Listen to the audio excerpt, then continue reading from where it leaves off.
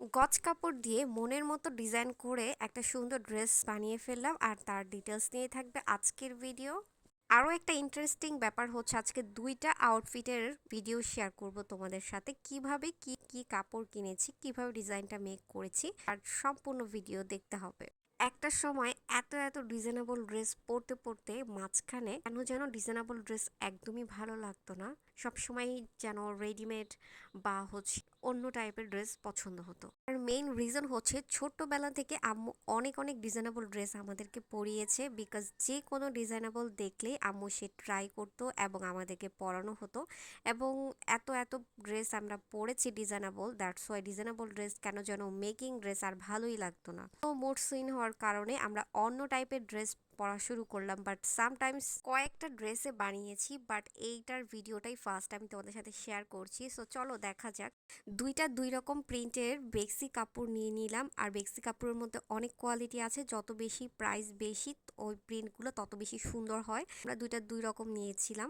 So প্রিন্টটা আমি দেখানোর ট্রাই করতেছি। ফার্স্টে হচ্ছে একটু কালারফুল প্রিন্ট আর একটা হচ্ছে একটু নুড কালার প্রিন্ট। সো আমার হচ্ছে ফুলের প্রিন্টগুলো বেশি পছন্দ, দ্যাটস ওয়াই আমি নিয়েছিলাম নুড কালারটা, আর কালারফুলটা ছিল আমার বোনের। সো প্রিন্টটা আমরা নিয়েছিলাম, দুইটাই বেক্সি কাপড় ছিল। বরাবরের মতোই আম্মুই আমাদের ড্রেসগুলো মেক করেছে, সময় যেরকম মেক করে। সো আম্মু হচ্ছিল কাটিং করতেছিল, ওটার ক্লিপসও আমি কিছু নিয়ে রেখেছিলাম। তো এই প্রিন্টের কাপড়টা তোমাদের কাছে কোনটা বেশি ভালো লেগেছে অবশ্যই লাইক কমেন্ট করে জানাবো। আর আমরা হচ্ছে যেহেতু নারায়ণগঞ্জ থাকি, আমরা এই কাপড়গুলো কালীবাজার থেকে নিয়েছি। আমার মনে হয় কালীবাজারে হচ্ছে গজ কাপড়ের জন্য বেস্ট একটা প্লেস।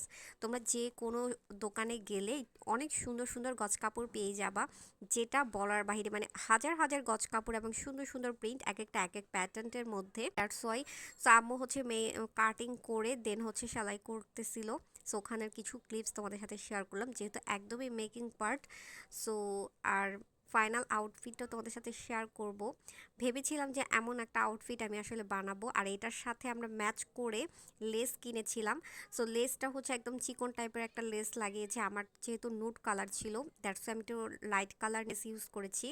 আর ওটা হচ্ছিল লাইট, দ্যাটস ওয়াই ওটার সাথে ম্যাচ করে সুন্দর চিকন লেস লাগিয়েছি। সো তোমরা চাইলে তোমাদের পছন্দ অনুযায়ী লেস লাগাতে পারো। সামটাইমস হঠাৎ করে কেন যেন মনে হলো যে অনেক বছর ধরে কোনো ড্রেস ডিজাইনেবল করে মেক করি না, দ্যাটস ওয়াই হঠাৎ করে এক ডিজাইনেবল ড্রেস মেক করলাম। আর রিসেন্টলি আমি অনেকগুলো ড্রেস মেক করেছি বিভিন্ন প্যাটার্নের, তোমাদের সাথে শেয়ার করব আই থিঙ্ক। সো এটা হচ্ছে ফার্স্ট শেয়ারিং করলাম। আর আমি হচ্ছে ঈদের মধ্যে তেমন কোনো ভালো ফুটেজ নিতে পারি নাই, আর আমি ভেবেছিলাম আমরা দুইজন সেম ড্রেস টাইপের পরে সুন্দর কিছু ফুটেজ নিব, বাট তেমন ভালো ফুটেজ নিতে পারি না, বারবার বৃষ্টি আসে, তারপর হচ্ছে ওয়েদার কালো হয়ে যায়। সো যতটুকু ফুটেজ নিয়েছি অতটুকু তোমাদের সাথে শেয়ার করলাম, আর একসাথে দুজনেও পড়তে পারি নাই।